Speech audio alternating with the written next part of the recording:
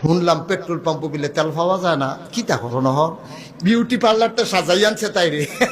ও গিন্নির ফুতের নাম মিয়া খা। গড়া ভাত খাইতি, ভাত পাইছ না?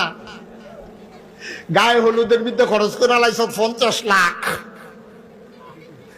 এরপরে গিয়া মাইয়ারে সাজাইয়া আনছে 20,000 টাকা দিয়া। আহা, কেয়ামতের যে কি লক্ষণ! কে শিখাইলো এগুলা? কে শিখাইলো যে গায়ে হলুদের ভিতরে আপনার এইভাবে আপনার এই লক্ষ লক্ষ টাকা খরচ করতে হবে? দুঃখ তো হ্যাঁ না, গায়ে হলুদের নাম দিয়া যা একটা কারবার হইছে।